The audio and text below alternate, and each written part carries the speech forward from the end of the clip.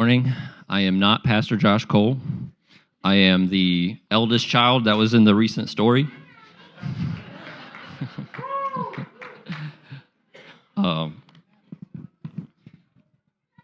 But I have a small sermon to give. It's the sermons from a soldier that Pastor Josh has encouraged me to do. This is my second time doing this. But before I get into that, I actually want to promote my small group that will be starting October 26th, and it will be held in the cafeteria at 3 o'clock in the afternoon. It'll probably be about an hour long. But the topic we're going over is the Tactics Study Guide. It's a book from the Stand to Reason Ministries held by Greg Kokel. And what it really is well, let me say this. Most of us, when we became Christians, we recognized that there was a radical transformation of the heart that was hard to deny, but we couldn't intellectually convey this. We couldn't articulate this to somebody who doesn't really understand what we believe as Christians. So what happens sometimes is when you're talking to a non-believer, sometimes it's discouraging. It can be a challenge to talk to somebody. I've ran into a lot of atheists who are actually smarter about the Christian faith than some Christians. And it happens because they want to make you stumble and doubt what you believe is real, right? And this happens like when you become a Christian, when the changes in your heart, you don't automatically get uploaded with everything you need to know about the Christian faith right away. And that's the beautiful thing about Christianity. It's come as you are. It's like you don't need to know everything. You just need to know why you need this transformation in your heart. And then you can learn from it from there, right? So what this tactics study book is, what we're going over, it's 8 sessions, it's giving you tools in your tool belt to be able to have a conversation with a non-believer about what you believe, okay?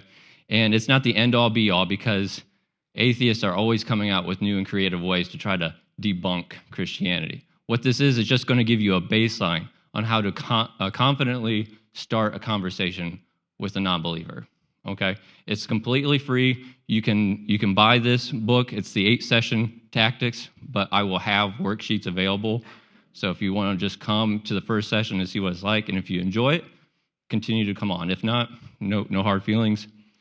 But afterwards, after the service here, if you want to ask me more questions about it, I'm more than willing to talk to you about it. Cool? All right. Well, I will go ahead and get started here. So, good morning again. I am Marv VanBuren, and this Sermons from a Soldier is my second lesson here. So before I jump into it, I want to briefly give a background that I gave at my last lesson in order to set the stage for this one here. I have served in the Ohio Army National Guard for 15 years. I enlisted back in 2010 as a 91 Bravo. It's a diesel vehicle mechanic. I started off as a private, the lowest rank in the Army. And over the years, I have worked my way up through the enlisted side and made it to staff sergeant. Well, back in 2022, I had begun to take the steps for the next rank, which is sergeant first class. However, I found myself at a crossroad. At that point, I had 2 options to proceed in my military career. I could continue climbing the enlisted ranks, or I could take a different path and become a warrant officer. The enlisted route meant continuing to lead and train soldiers in maintenance and mission execution, but the warrant officer route would allow me to take my many years of maintenance experience and provide expertise, insight, and guidance directly to commanders, helping them shape the maintenance readiness of the entire organization. Well, after weighing my pros and cons, I believe I had a greater impact as a warrant officer, so I submitted my packet. That in itself was a long process, but eventually I was accepted. The catch, though, was I had to pass one of the most challenging schools I have ever been through, the Warrant Officer Candidate School. At this school, we were trained and evaluated under constant pressure. The instructors called TAC officers, which stands for Training, Advising, and Counseling. They put us into leadership roles immediately. There was no easing in. There was no grace period. From day one, I was voluntold to be the class leader. So normally I like to learn by observing before stepping into a new responsibility, but I didn't get that luxury. I had to perform on the spot and learn my mistakes in real time. So just days prior to this school beginning, we were given a manual called the Warrant Officer Candidate SOP. SOP is Standard Operating Procedure. This book was our lifeline. The TAC officers made it very clear to us, don't ask questions until you look for the answer in the SOP. And they held it to us. If we did something wrong that violated the instructions in the SOP, they would stop us, correct us, and make us do it again. And it is here they introduced to us the learning position. If the TAC felt we were taking too long how to figure out how to properly execute a task, they would direct us into the learning position and read our SOP until we figured it out. Well, if we were outside, the learning position was in a planking position. Does everybody know what that is, or do I have to demonstrate? Okay, yeah, whatever. Yeah, so a planking position, you're working your core right here, keeping your butt off the ground, and you're just reading through here. And if you're outside, you have a backpack on with gear inside of it, and you're struggling to go through these pages to try to figure out how to properly execute the given task. Well, that was the outside. That was the inside. That was the inside position or outside position. If you were inside, it was wall sits. Trying to keep it together, and I'm shaking and trying to figure out how to properly execute my task. Yeah, it wasn't fun. Well, sit back here. This SOP covered everything in detail, things that might sound small but mattered immensely. For example, this is an easy one, how to properly greet somebody of higher ranks. Indoors, you would say, strength and knowledge, sir or ma'am. They would respond, this will defend. Outdoors, you added a salute. Or the procedure for reporting to the TAC office. This one was a little bit more challenging. You would announce yourself in the hallway, candidate on the floor. You would stop at the position of attention at the door. You would knock 3 times, not once, not twice, 3 times. Not on the door frame, not on the wall, on the door, okay? You would then report to the TAC, strength and knowledge, sir or man, and then conduct your business. After conducting your business, you would then render dismissal salutes, strength and knowledge, sir or man, move back out the office doorway, look both ways before exiting, and then proceed. Yeah, it sounds goofy, it really does. However, every detail was written, and every detail was enforced.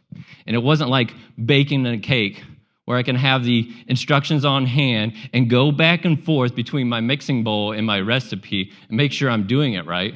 No, when you were conducting your task, the manuals are put away, you performed from memory, and you executed flawlessly. Even our gear had to meet the standard of the SOP. We had hydration system and backpacks we wore everywhere. They had to be rolled, taped, and clipped exactly right. All the uniforms had to be squared away with no shortcuts. If you messed up, the TAC corrected on the spot, usually with push-ups, and the whole class often paid the price. The first weekend when I was leading our class, we got punished a lot of learning positions. We didn't know the SOP inside and out yet. I was learning it as I went. The first few days of the school were constant correction, constant punishment. It wasn't until we disciplined ourselves to study that book line by line and implement everything we did that the punishments started to ease up. The lessons we were learning here was to know the standards, live by the standards, and execute the standards, even under stress. and the lesson I want everyone to take away from this is that studying instructions and applying standards matter. When you don't know the standard or when you ignore it, you will fail under pressure. But when you take the time to study it, to live it, and apply it, you can operate with confidence, even under stress. As a soldier, I learned this through studying my class SOP. But as a believer, I learned this through studying my Bible. In Joshua 1:8, God tells Joshua, study this book of instruction continually. Meditate on it day and night, so you will be sure to obey everything written in it. And Timothy learns from Paul in 2 Timothy 3:16 that all Scripture is God-breathed and useful for teaching, rebuking, correcting, and training in righteousness, so that the servant of God may be thoroughly equipped for every good work. And so just like when I had a question at my school and the TAC officer would say, what does your SOP say? When I'm facing a challenge in life or I'm struggling with my identity, I ask myself, what does the Scripture say? Because when the pressure comes, and it will, what we know, what we studied, and what we made a habit of will determine whether we stand firm or fall apart. That is all.